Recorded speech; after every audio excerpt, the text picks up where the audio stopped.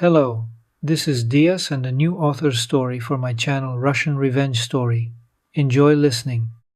Svetlana came to herself from the feeling of a bitter taste in her mouth. She was very thirsty. She felt nauseous. Her head was buzzing, or everything around her was buzzing. At first she did not understand where she was, but she was definitely lying down. It was very cramped. Sveta tried to move and was immediately paralyzed with horror. She was in some narrow place, resting her feet on something hard. Her mind gradually began to clear, but the thoughts in her head were heavy, and they were digested with great difficulty. Svetlana was going to call someone to help her. She was in pitch darkness, and did not know whether it was dark in this place, or whether her vision was failing her. Fear was rolling in with renewed vigor. She tried to feel the space around her, but her fingers immediately rested on something smooth, on satin fabric. Behind it, her weak right hand felt a wall that could not be moved. Could this really be true? She's in a coffin? Svetlana felt her head spin. She began to breathe quickly, but she couldn't scream. With difficulty she opened her lips, trying to utter at least something, but this only made her panic more. Her body didn't obey. She was paralyzed by the action of the strongest drugs that allowed someone to perform a deadly trick on her. The van, in which the coffin with Svetlana was shaking, stopped. After driving several dozen meters along the bumpy cemetery road, the driver's cabin door slammed. Then another screeching sound. Her heart was beating in her chest at a furious speed from the proximity of salvation and the feeling of incredible fear. What will happen next? The coffin with her was carefully unloaded and lowered to the ground. Then Sveta felt truly uneasy. She thought that it couldn't get any worse, but she almost lost consciousness from how cruel and unpredictable the further outcome of events could be. "Put her here," a male voice commanded, and Sveta recognized Yegor, her beloved husband. "What's going on? Is this some kind of stupid prank?" Yegor always loved extreme sports and gave unusual gifts, and he wasn't very good with humor. Only this time the joke went too far. Sveta hoped that she would soon be released to the laughter of a bunch of people and finally allowed to relax. "Finally, this piece of crap is where it belongs," Sveta's friend said, drawling her words out as if she were a capital city girl. Why did Milana say that? Her heart was frozen with intense emotional pain and instantaneous insight. Yegor and Milana were in cahoots. They never really loved her, but united to kill her. "I can't believe we did it." Yegor's voice sounded much better now. Sveta felt a breeze on her skin. The gravediggers had removed the lid from the coffin, allowing her to breathe easier. The drugs in her blood made it difficult to even breathe. From the outside, it was impossible to notice how her chest was rising. "I've waited so long for this day, but she won't bother us anymore. She's gone, dear." Milana took her friend's husband by the hand. Although Sveta didn't see it, she understood what kind of relationship her loved ones had. It was love that made them join forces for the sake of profit. "We were lucky that her dad died only a year ago. If it weren't for his illness, we would have had to do the same to him," Yegor said a little more quietly, fearing that the gravediggers fussing around nearby might hear him. The dog of Vasily, an elderly cemetery worker, whined and barked at the coffin, getting under everyone's feet. "Shut up your dog already," Milana said shrilly. "Can't you see? We're having a farewell moment here." "Sorry," Vasily responded hoarsely and growled at his pet. "Borka, shut up." There were too many emotions inside Svetlana.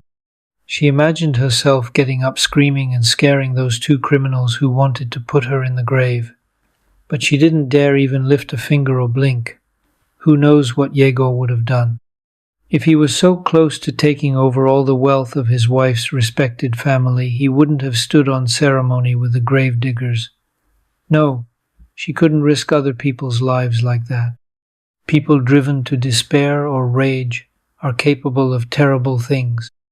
And with the kind of money that Yegor was about to get his hands on, he could bury 3 people in one grave, and nothing would happen to him for it. Sveta realized that only 2 criminals had come to her funeral. They apparently hadn't informed the others. As she had heard, every moment of her life flashed before her eyes like a movie. There were both happy and sad ones among them. But now none of that mattered. It seemed that Sveta had already resigned herself to her fate. Where could she go? And if someone rushed at her and wanted to conduct an autopsy or examination, Milana leaned over her friend's face, examining her pale face. Horror. You can't even tell that this is a person. She looks like a doll. It's even creepy. Svetka has no close or relatives left. You are the only friend she has in this city, Yegor reassured her. And these drugs are quickly eliminated from the blood. No expert will be able to find anything suspicious in it. I took care of everything, you can be sure of that. And I didn't do this to screw up on some trifle. I was prepared. Hearing this, Sveta got so angry, but then she came to her senses. She understood that from strong emotions she could either sweat or blush, and then they would really kill her. When will you finish? In about 20 minutes, they answered him from the bottom of the earthen pit. Okay, let's get out of here. Igor put his arm around his beloved's shoulders. There's no point in watching how this ends. I want to go to a restaurant. This has completely exhausted me, Milana complained in a capricious tone, adjusting her stylish leather coat. She was clearly dressed for a dinner in a posh establishment, and not for a funeral. Vasily thought about this in the very first second of their meeting, when he saw the dressed-up lady among the cemetery crosses and monuments. Milana looked at the face of her former friend, surrounded by soft blue satin for the last time, and smiled at Yegor. He paid the gravediggers, and then walked away from his wife's corpse and the incessant barking of the black mongrel. Some strange people, Leonid said his partner's thoughts out loud. They didn't quite stand on ceremony with this woman. No flowers, no tears, no goodbyes. Oh, what haven't I seen over the years at this job? Vasily looked after Yegor's car. But I've rarely seen anything like that. She must be some kind of orphan. And his car is a beast. Borka! Ugh!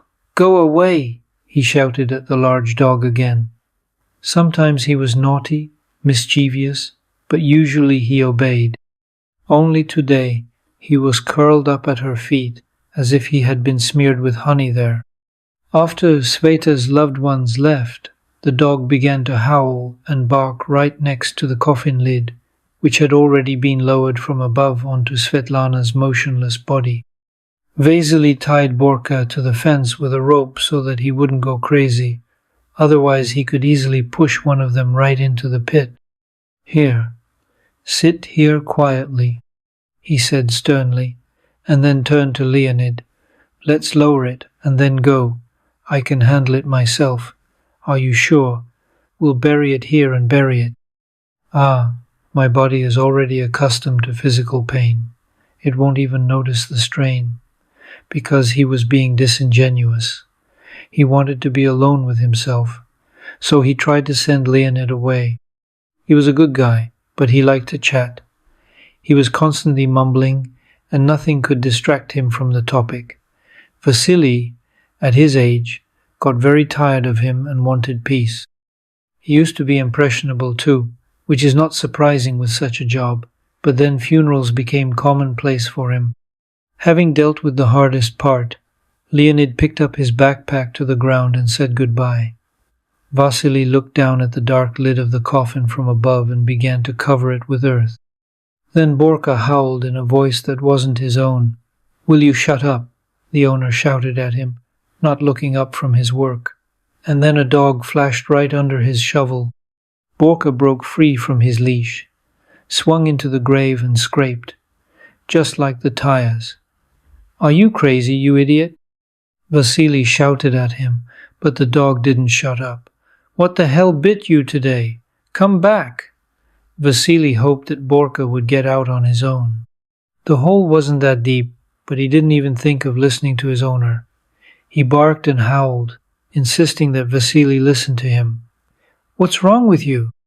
Svetlana heard a man land on the coffin from above. Borka did not give up, because a couple of minutes ago she discovered that she could at least moo. This mooing made the dog not give up. "What's this?" Vasily was scared. "Now move away," he commanded Borka, and somehow fit into the hole himself, without stepping on the coffin. He lifted the lid and froze. Two grey female eyes of the one who had recently been deceased were looking at him. "Holy Mother!" Vasily crossed himself, and Sveta tried to mumble something incoherent. "My dear, how is this possible?" Vasily helped her to sit up and stared at her with frightened eyes. "They are gone," she said with difficulty, and tears rolled down her cheeks. "Who? And these? What bastards? What scoundrels?" Vasily almost blurted out a worse curse, but he managed to restrain himself in time. "We need to call the doctors." "How are you feeling?" "We need an ambulance immediately." "Better." Svetlana took a deep breath and stretched out her hand forward, trying to stop Vasily. He had already found an old push-button phone in his dirty work pants. "Don't tell anyone. You can't. Okay, as you say. Let's get out of here." "Yes." Sveta could not calm down. She was sobbing as she clung to the ground to pull herself up and get to the surface. Among the crosses and numerous portraits of the deceased, she felt even worse, and she could have become one of them today. Only a miracle could have saved her life, no other way. "Take me away from here. Take me away, I beg you." She squatted down and covered her face with her hands so as not to see anything. Vasily thought for a moment. Sveta was clearly hysterical. He couldn't just ask her to wait so he could clean up the dug-up grave and put the coffin somewhere. He would sort it out very early in the morning, while no one was looking. Sveta was still driving to the twisted old woman in the same van. She was terrified to think about what had happened to her today. Yesterday she had dined with her husband in her luxurious 2-story house, inherited from her parents, and today she almost died at the hands of Yegor. He had obviously slipped something into her wine, and she had fallen asleep right at the table without noticing. And yesterday was their 3-year wedding anniversary. Yegor had deliberately suggested spending time at home without pathos and outside attention. "It's not like you." Sveta laughed playfully, looking her husband straight in the eyes.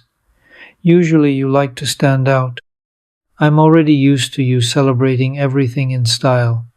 The best restaurant, live music, congratulations with an orchestra. Don't pressure me." I had a hard time turning it down. Yegor leaned over and kissed her. "For you, by the way." "Yeah. I really appreciate your desire to please me." She giggled. "Being alone on such an important day for us is the best option. You even let the cooks go early today and cooked everything yourself." Svetlana recalled with disgust all of Yegor's lies the night before. At least he had been sincere with her. How long had they been planning this? And Milana? How could she stab her in the back? Want her dead? Milana grew up in a middle-class family, but at university she only made friends with those who had money. That's how she and Sveta met. They could hardly be called very close friends, but they saw each other a couple of times a month. Entering the old lady on cotton legs, Svetlana did not pay attention to her modest furnishings and hurried to sit down. "You'll feel better now," Vasily promised, and put the kettle on. "I'll brew you something hot with herbs. I'd offer you something stronger, but right now you'd better be sober, and besides, mix it with drugs. if that's what they really are. I'm not thinking straight. My husband pumped me full of some kind of crap. My brain has melted. Svetlana pressed her temples. You are the only one who knows about my situation, and I don't want anyone else to know about it. You are the only one who can help me. Please, lend me some money. I will definitely pay it all back, I will. I am very rich. That's why they decided to kill me. Svetlana said it anyway, deciding not to be afraid of this word. Vasily looked at the miraculously saved stranger in a slight daze. What hadn't he seen over the years of working at the cemetery, but not this? And what person in his right mind would come up with the idea of burying someone alive, and his wife at that? He clearly looked like a bastard, your husband. He shook his head, looking at the confused Sveta. She was shaking from the stress and anger she had experienced. I'll give you money, don't worry, daughter. How can I leave you in such a situation?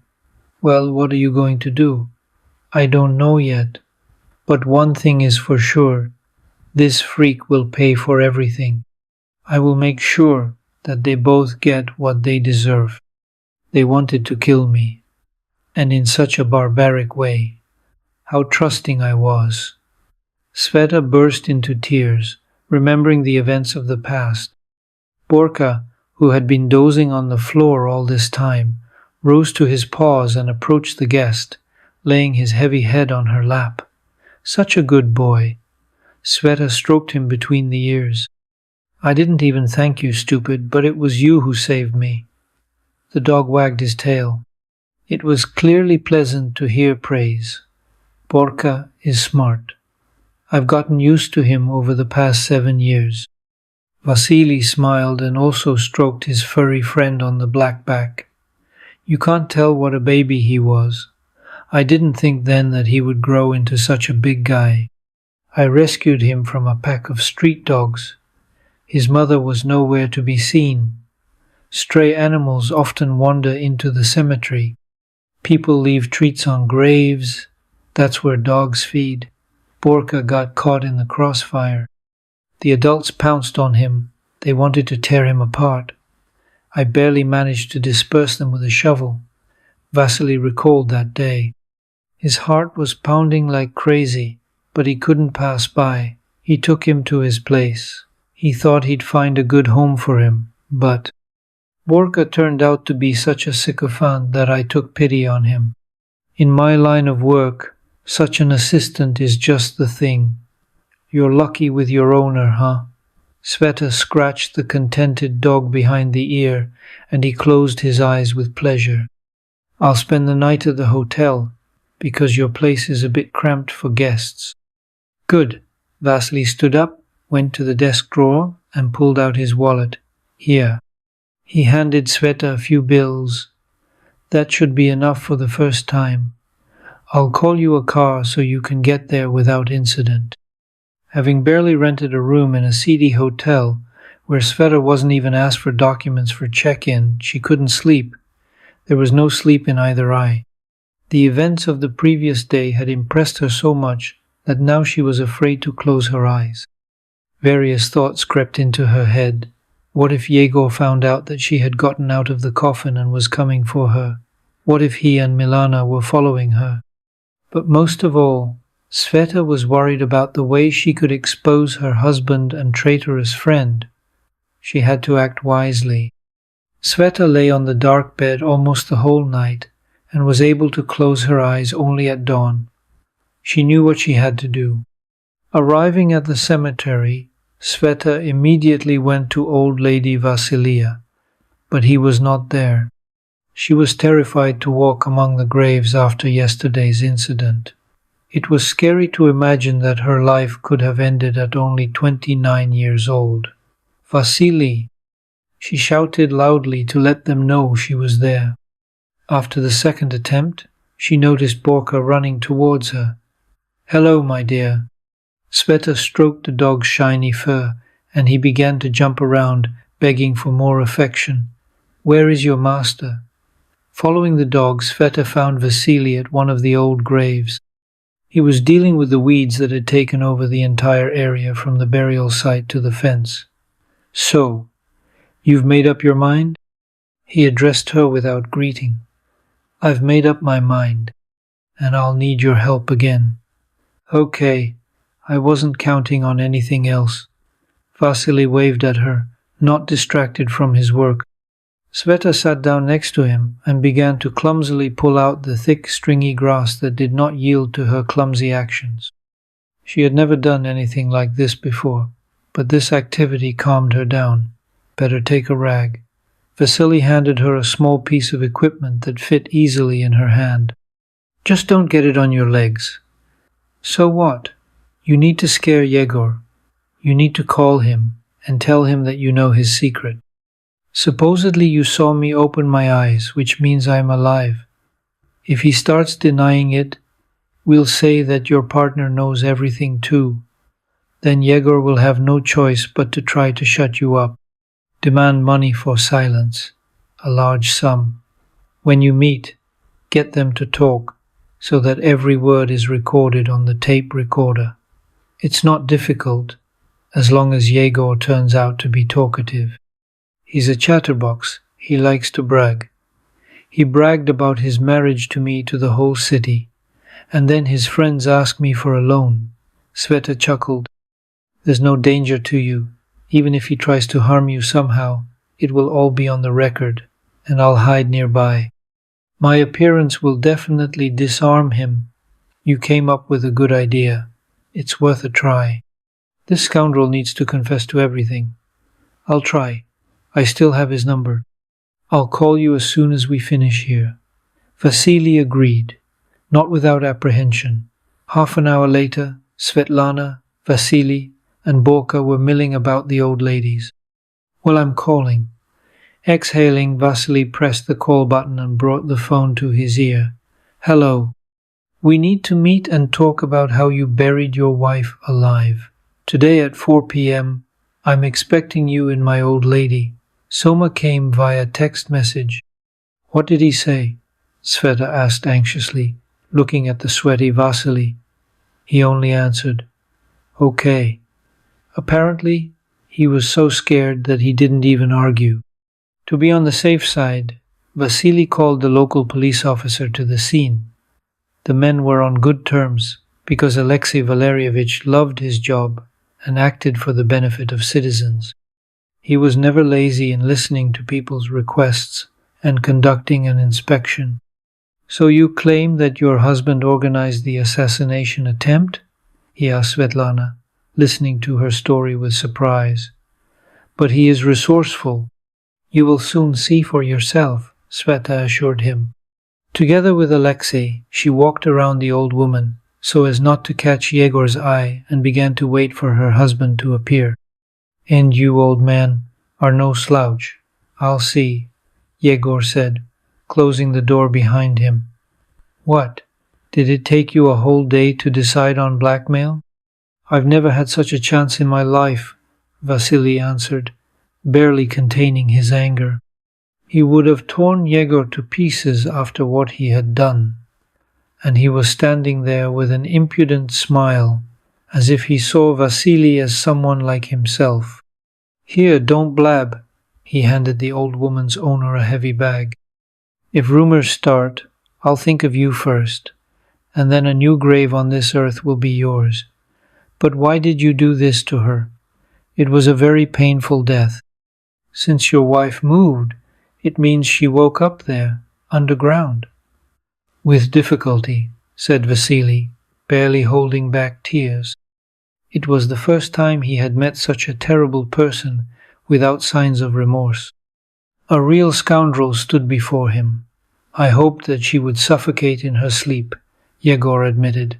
He miscalculated the dose. "It looks like the drugs let her go earlier. But in any case, it doesn't matter. The deed is done. Now you are my accomplice. If you want to turn me in, you will also get a term. If only there was someone to worry about." Svetka was an impudently spoiled sissy. "She never treated me as an equal, so she has business." Yegor turned around, opened the door and froze. Alexei Valerievich stood before him in a police uniform, and next to him was Sveta, alive and well. Now you can't get away with it. She slapped her husband hard on the cheek, but Yegor didn't lose his head. He rushed to the cemetery gates to jump into the car, but he didn't have time. Borka, get him, Vasily commanded, and the black dog ran into Yegor's back, knocking him down. He grabbed his pants leg and started to tear it apart. Get rid of this stupid dog, Yegor screamed. Get rid of her. Ugh! All that's left is to detain Milana. Do you have a recording of the conversation? Svetlana turned to Vasily. You're insulting me, he smiled, taking his phone out of his pocket. I've got it all under control. These bastards can't get away with it. After Yegor and Milana were detained, Sveta was able to breathe a sigh of relief. Now she could calmly testify and wait for the date of the hearing on the charges brought against the conspirators. She tried not to cross paths with them once again when they were interrogated, so as not to hear their lies and remorse. Igor did not pretend to be greedy and cruel, but Milana was shedding crocodile tears. My dear, forgive me. It was he who talked me into it. It was all him. She grabbed Sveta's sleeve when they accidentally crossed paths in the corridor of the prosecutor's office. I beg you, forgive me. I was not myself, you know. I would never. Get her away from me. Sveta turned to the policeman irritably. I don't want to see her. Out of pity. Protect us from crossing paths. It was pleasant to return to her parents' house. The first thing Sveta did was forget herself in a long healing sleep. The last couple of weeks she had been called from the prosecutor's office, asking a lot of questions, disturbing her entourage. The servants in the house could not believe what had happened. Svetlana Ivanovna, we are so glad that you survived. The cook Galina spoke on behalf of all the workers. Thank you, I'm fine, she smiled. And thank God, Yegor Yuryevich always seemed a little off to us. Sveta understood that without Vasily's participation, she would not have saved her life and would not have been able to bring those who wanted her dead to justice. Of course, she immediately repaid him the debt. Having taken care of her own affairs, Sveta understood that this was not enough. She felt the need to repay Vasily and Borka, that they did not remain indifferent to her situation. Sveta arrived to the old woman in the cemetery in a huge white car, which her father used to drive. This way she felt closer to a loved one. What people! Vasily came out to meet her. I thought you forgot about us, so that's what you think of me. Sveta laughed and hugged him. I brought you some presents, all sorts of goodies. She handed the man a bag. Let's go have some tea then. Borka, ugh, don't get in the way. Vasily commanded his happy friend. Sveta settled down at a small table designed for 2 people and watched as Vasily set out the treats. She knew that the man had a son. They talked about it once. Only Timofey disappeared many years ago. He went to work on a shift in the north, but never returned. His father once shared this with bitterness in his voice. Apparently, even 7 years later, it was difficult for Vasily to remember the suffering he had endured after the disappearance of his only child. He did not like to talk about it. What was the point of empty curiosity if it would not bring his son back to him? Vasily did not even know whether Timo was alive or not. Not a single message from him in all these years. Uncle Vasya cautiously turned to him. What if I try to find your Timofey? Vasily froze with mugs filled with boiling water, but she continued talking. I'm not joking. I will make every effort. You saved my life, not fearing for yours. Can I just leave everything like this when I can do so much now? I have money, connections. The city has not forgotten my father's name yet. If I pull the right strings, maybe I can find out what happened there and why no one was held accountable for his disappearance. Oh, don't go there, Vasily responded sullenly. Where do you get your influence from? It's the other end of the country. So what? Sveta stood her ground. Give me a chance. I'll do my best. I won't back down. I sincerely want to help. If I doubted myself, I wouldn't bother you. Sveta began searching for Timofey, hiring several detectives at once so that they could work as a team. I'll pay as much as you need. If you need money to get someone to talk, let me know right away. If Timofey is alive, you should get him out of the ground, Sveta ordered, paying a generous advance to her workers. The search ended much faster than she expected. With a thick folder of papers, Sveta rushed to Vasily as soon as the detectives handed her the relevant report on the case. Your Timo has been found, Sveta declared, as soon as Vasily opened the door for her late at night. Here, this is your son. She took out a photo of a man in a hospital room under a blanket from the folder. What's wrong with him? Vasily grabbed the photo and began to peer at the familiar features of his face, which had become harder with age. His son's face had become haggard. He had been crushed by a log while working and had become disabled. Timofey's being kept in a state shelter. It's a remote area. Not many people live there. Your son is in the care of the state, but he is alive, and he can be transferred here. Vasily hugged Sveta without a word and burst into tears. He felt such relief, but at the same time, he felt resentment towards himself. How could he live so many years when his child was injured? I'm such a fool, an old idiot. I should have tried harder to find him. Don't blame yourself, Uncle Vasya. You would hardly have managed it yourself. All of our people often work for the NK. They don't want to deal with such cases. Many people lie in such institutions for years, and no one contacts their relatives. No one cares. This is negligence. We need to organize transportation. I beg you, Svetochka, help me meet him. Of course, we'll fly together, and the three of us will come back. The packing was too hasty. Vasily had to turn to old acquaintances to leave Borka with them for a while.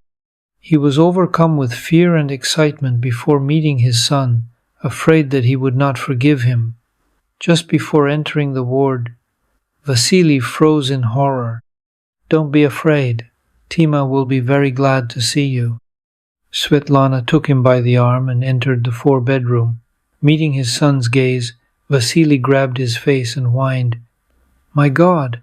Son! Father! Tima stared at the guests, not understanding where they came from. How are you? Come on, hug him already. Sveta pushed Vasily toward her son's bed and smiled as they clung to each other wordlessly, sobbing from the emotions that overwhelmed them. Sveta herself could hardly hold back her tears. The patients in the room looked at them with envy, some with a smile. Many of them had also suffered from circumstances and dreamed of someone loving them like that and accepting them with any injuries. Son, why haven't you ever written to me? I had no hope that you were alive. At first I thought that you had simply run away from me. You always wanted to live well, but I made you mess around in the cemetery and live in poverty. Forgive me for this. Forgive me, Vasily cried on the way back on the plane. He was glad that Tima had not pushed him away. On the contrary, he was very happy to meet his father. I don't blame you for anything, Dad. I've gone crazy from loneliness and monotony in life. My legs don't obey me anymore. I'm an invalid that no one needs. We'll get examined at the best clinic in town, Sveta promised. They're better than the local doctors, believe me, and they'll tell you if the operation is possible. So let's not lose hope. Sorry for the immodest question, Timofey began timidly, turning to Sveta. But who are you to my father? His rich young passion? Are you completely speechless? Vasily got angry at his son. Did I teach you that? No, Sveta amused herself after hearing this. Your father did me a great favor. He saved my life. Sveta turned away with a smile and decided to take a little nap. She knew that the doctors in their city should help Timofey. Her father used to be involved in charity work and helped medical institutions acquire the necessary modern equipment. She hoped that the doctors would be happy to repay her debt when she turned to them. Yes, an operation is needed here, Nikolai Dmitrievich announced after studying the results of Timofey's examination. And, you know what? You will be able to walk, even run. But there are risks in any business, and you need to take this into account. Unfortunately, no one can give guarantees, but the chances of a full recovery are very high. Thank you, doctor. And how many months should I wait in line for an operation? Asked Timo, who was eager to get back on his feet. What's the queue? Nikolai Dmitrievich laughed good-naturedly. They'll operate on you on Thursday, so we're putting you in the observation ward today. Vasily and Svetlana had been pacing the clinic corridor since the start of Tima's operation. They couldn't find a place to sit, complaining that time was going so slowly. Oh, when will this all end? Vasily sighed loudly from time to time, glancing at the clock above his head. A nurse from the operating room appeared in front of him and asked, "We need a transfusion urgently. What's your blood type?" Hearing Sveta's answer, she called her to come with her. "We need to hurry." Svetlana applied a cotton swab to the place on the vein where her blood had just been taken and was surprised to hear the doctor's words. "You and Timofey have the same blood. In small towns like ours, this is rare, so I advise you to get a DNA test. In maternity hospitals, children were always mixed up, either intentionally or deliberately." Sveta did not worry Vasily with the doctor's guesses. After she almost died a terrible death due to completely unexpected people, she would not be surprised by anything. She wanted to do a test, but she needed to consult with Timofey. "Hi." Sveta smiled at him a few days later, when he was transferred from intensive care. "Welcome back," Timofey said in a weak voice, seeing his father holding his hand. Everyone was happy that the operation was successful. Even though they needed rehabilitation, no one complained about it. When a DNA test was conducted with Timofey's consent, Svetlana unfolded the envelope with the results in front of him and Vasily right in the ward. "According to the results, are you my brother?" she announced, looking at the men. "Dad, did you know?" "No, but I thought about it when you—" She looked at Sveta and started talking about the analysis.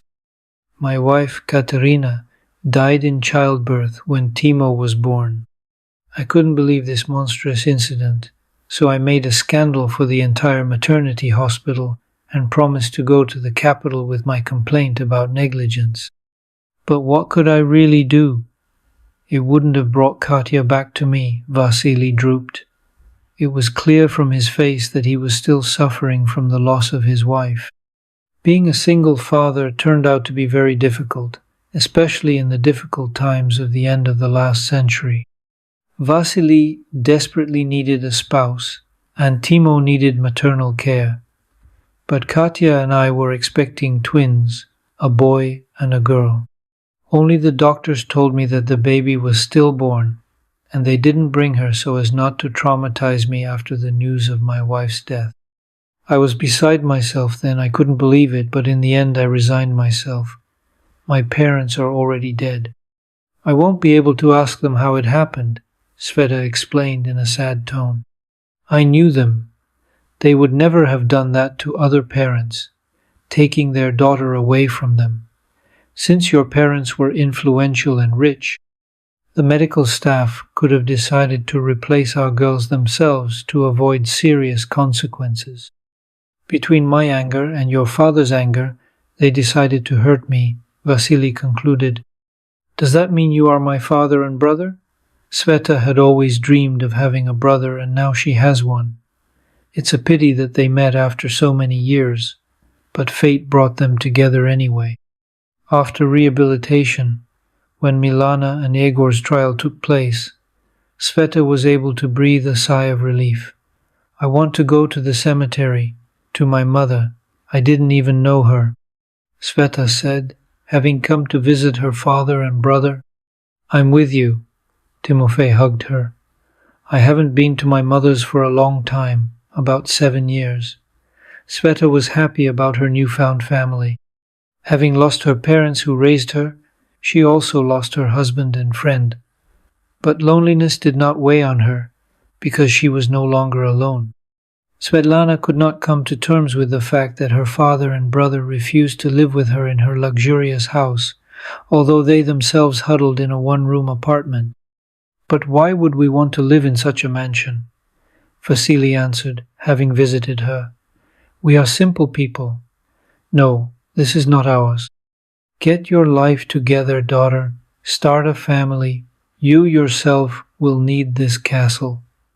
Yes, Dad, we are not in a bakery. Sveta, thank you, but let's not abuse your kindness.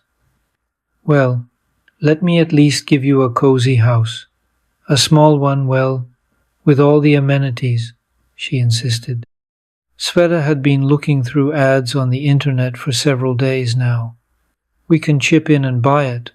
I'll just add a little. An early call from the prosecutor's office gave Sveta a serious scare, finding her in bed. Yegor Yurievich had escaped during the transfer from the pretrial detention center to the penal colony, a police officer told her. Are you crazy? What kind of stupid jokes are these? She answered irritably, but sleep instantly disappeared.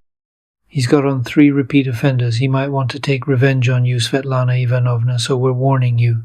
Sveta hung up and rushed to check all the entrance doors and windows.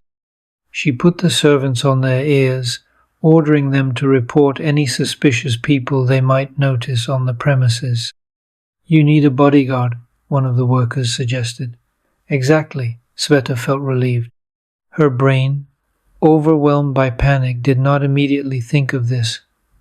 Yes, you live carefree, concluded Yaroslav, another contender for the role of bodyguard. Before him, Sveta had already talked to 3 candidates and was not satisfied. All of them fawned over the lonely young rich woman, flexed their muscles, pretended to be professionals. And only 33-year-old Yaroslav did not pretend to be a hero. He was tall, broad-shouldered, but his once handsome face was disfigured by several scars. Don't be scared, he warned right away. I got them from a fire.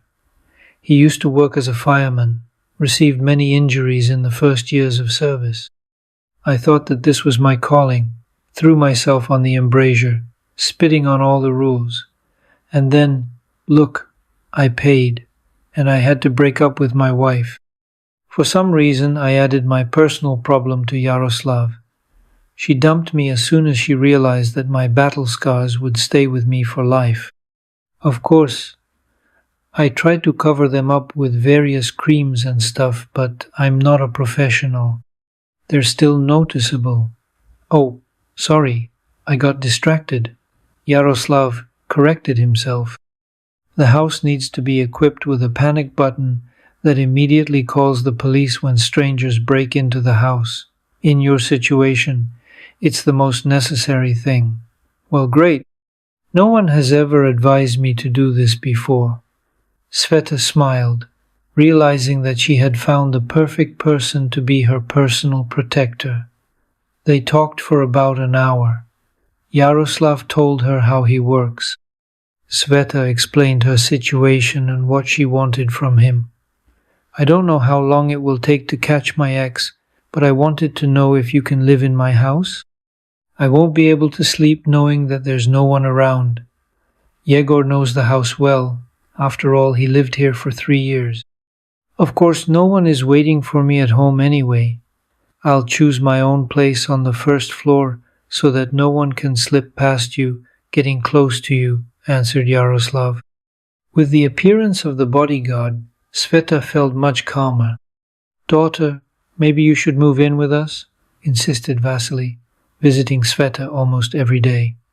Even if our place is a bit cramped, 2 men will protect you better. And in your house there are plenty of places to hide. We have everything in the palm of our hand.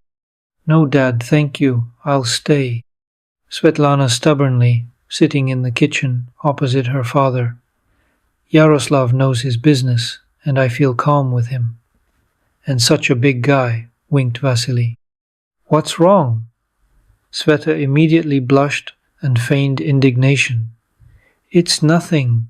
Her father smiled at her. You wouldn't want to part with someone like that, would you? Why take on the role of a father when there is such an Apollo walking around at your side? Sveta did not want to admit it, but Yaroslav was really handsome. She was not at all embarrassed by his scars, which made everyone gasp when they saw him for the first time. Yaroslav exuded such strength and confidence that she simply wanted to be near him.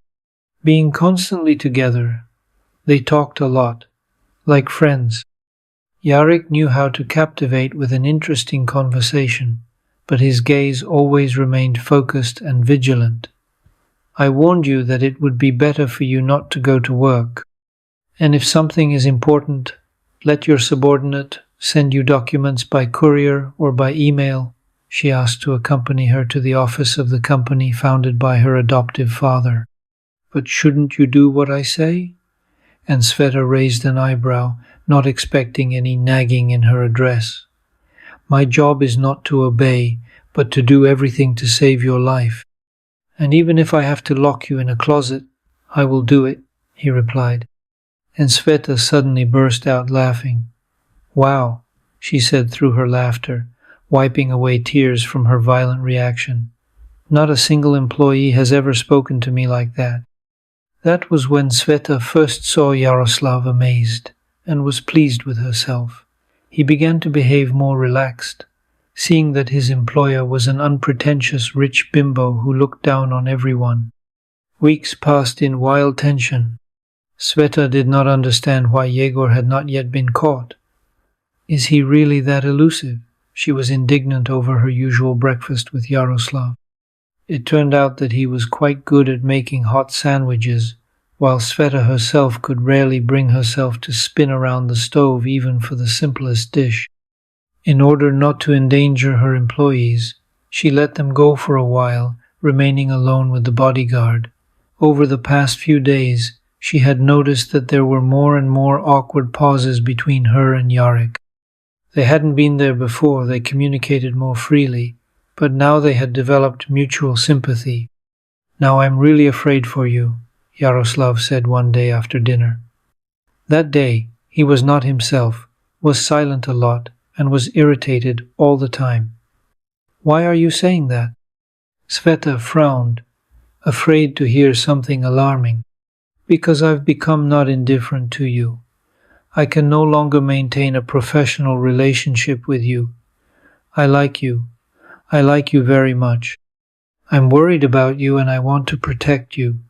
Sveta didn't know what to say. Complex emotions were raging inside her. She understood Yaroslav's feelings because she herself had felt the same way about him. Without saying a word, she rushed to him and burst into tears as she hadn't cried for a long time. She tried to be strong. She tried to make sure no one would guess how scared she was. Her father and brother would not leave her alone if they saw what was really happening to her. Quiet, quiet. I will be close and will not let anyone harm you. Yaroslav pressed her to himself. The fear of new betrayal faded into the background. Sveta trusted him completely. Now their days were more like the everyday life of newlyweds. I suggest we go on a picnic. We can afford a couple of days off. I rented a cottage by the lake there. Yaroslav made his beloved happy. Let's take some fruits, vegetables, something to drink. We'll grill some meat. There's such beauty around. With pleasure. Sveta jumped on his neck and kissed him. Let's pack our things. The night spent by the lake became important for the lovers because then they decided on real intimacy. But the worst thing was that, upon returning to the city, They were both stunned by uninvited guests with a sharp blow to the back of the head. Egor, in the company of two escaped prisoners, Pyotr and Evgenia, snuck into the house while the couple was away and began to wait for them to arrive. In half a day they ate their fill, smashed the house, and began to wait for the mistress. Yaroslav came to his senses first. Sveta was lying on the floor next to him with her hands tied. Egor and company were in the next room and had already had a few drinks. "Oops, look who's awake," he shouted cheerfully, and dragged the prisoner into the center of the living room to torment him. "So you took my place? So how do you like her?" "You're such a bastard." Yaroslav got angry and unexpectedly managed to kick Igor onto his back. He screamed in pain, hitting his head on the floor. His buddies immediately jumped up and rewarded the rebel with several kicks to the stomach, chest, and face. Yaroslav decided it would be better to pretend that he had lost consciousness again. He wanted to wait until the criminals let their guard down. When they got carried away with their drinking, Yaroslav found the strength to jump to his feet and run to the panic button. When he pressed it, he received a knife in the side. Svetlana woke up in the hospital. She did not remember why she was there. Her head was buzzing from the blow to it a few days ago. "Yarek," she wheezed, seeing the nurse. "Where is Yarek?" "Are you awake?" Irina said tenderly. "Please, lie still. I'll call the doctor now, and he will explain everything to you." Soon Vasily and Timofey visited her. "I asked you to stay with us," her father said through tears, kissing her cool hand.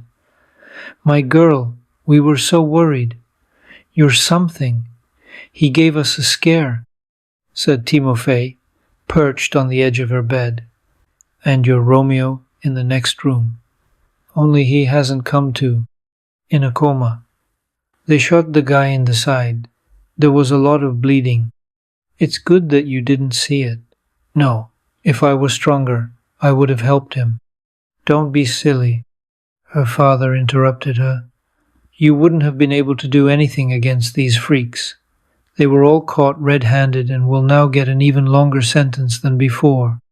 Sveta was discharged rather quickly, but she, who had spent a week sitting by Yaroslav's bed, praying that he would come to his senses soon.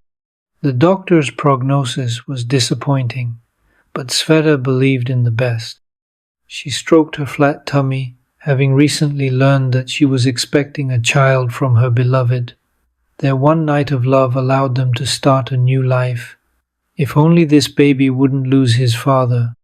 "Darling, come back. You must know that you will become a dad," Sveta whispered in Yaroslav's ear before leaving. She loved talking to him, thinking that this way she would reach his consciousness, locked in a motionless body. Almost reaching the elevator, Sveta heard the beeping of the devices, and the hospital staff hurried towards it, running into Yaroslav's room. "Oh my God!" she cried out. Svetlana rushed back and caught a picture of him throwing his head back, trying to pull a long tube out of his mouth. "Darling, darling, calm down. Everything is fine," she screamed, but the strict nurse closed the door in front of her. A few minutes later, she was allowed in. "Oh my God, you're awake," she said, her voice broken by tears. "Don't ever scare me like that again."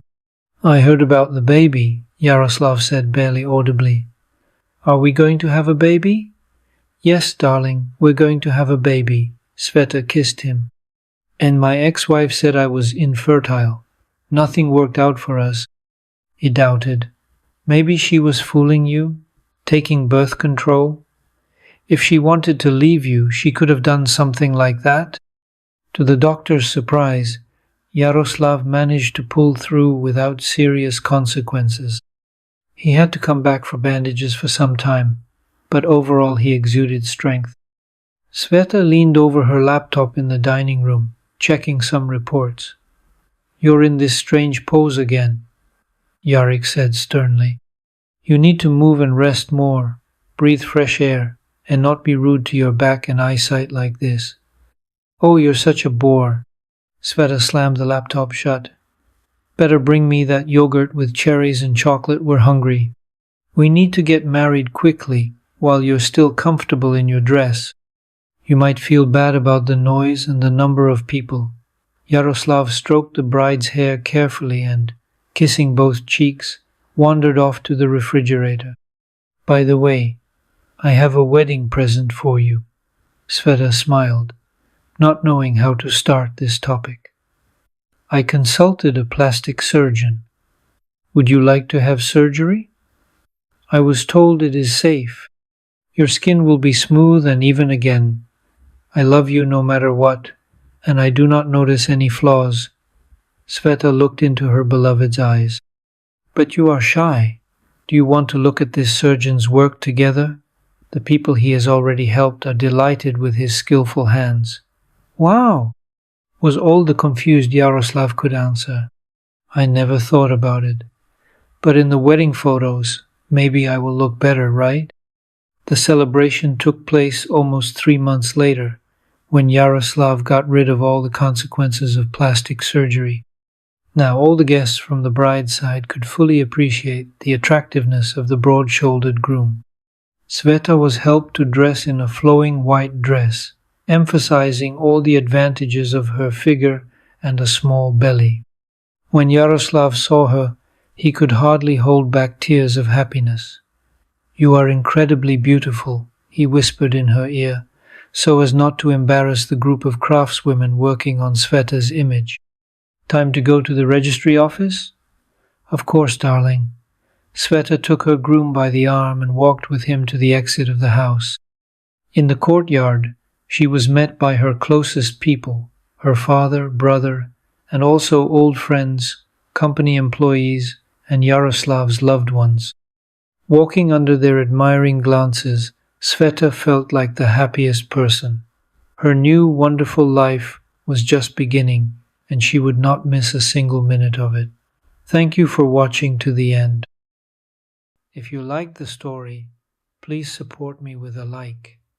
And to learn about the release of new, interesting stories, subscribe to my channel.